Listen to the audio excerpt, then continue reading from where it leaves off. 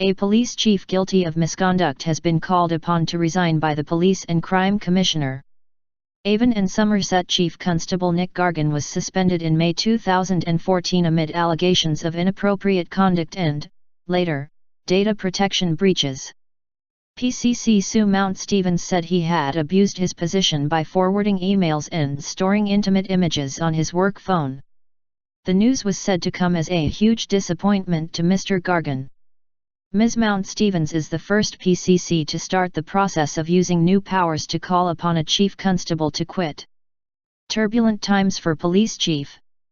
Mr Gargan, 48, was appointed by Ms Mountstevens in January 2013, after his predecessor Colin Port quit when she asked him to reapply for his job. Mr Gargan remains on full pay but is suspended from duty, she said.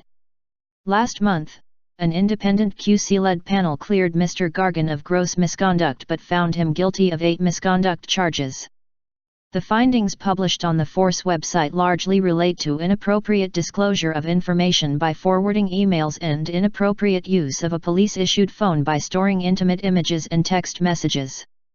It recommended a sanction of 8 final written warnings, the severest possible, but Ms Mountstevens has been petitioned by retired officers and Mr Gargan's 3 predecessors as Chief Constable, who said he should go for the good of the force.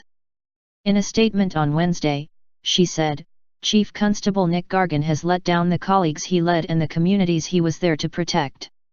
He abused his position by forwarding confidential emails, interfering with a proper recruitment process and sending, receiving, and storing intimate images on his police-issue phone. She said he should have led by example but had instead shown flawed judgment and been found guilty of 8 counts of misconduct including 2 of discreditable conduct. From what I have seen and heard, he has lost the confidence of local people, police officers, and staff, she said. Rumors untrue. She said she had now initiated the process to require him to resign. I think his position has become untenable, she said, owing to concern within the force at all levels.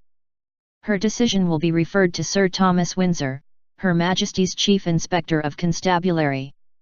His views and those of the PCC will then be considered by the local crime panel in a process expected to take another 2 months. Ultimately, Ms Mountstevens will have the final word. On Mr Gargan's behalf, the Chief Police Officers Staff Association said he had complied with every requirement of the protracted misconduct investigation and subsequent hearing and had apologized for misconduct. He placed his fate in the hands of an expert professional panel, which made a clear recommendation that he should go back to work, the statement said. The overwhelming majority of the rumors surrounding the Chief Constable have turned out not to be true. Indeed, none of the initial allegations that prompted his suspension led to a misconduct finding, let alone a finding of gross misconduct or criminal behavior. It added that he would now wait to see under what grounds the call for his resignation is made.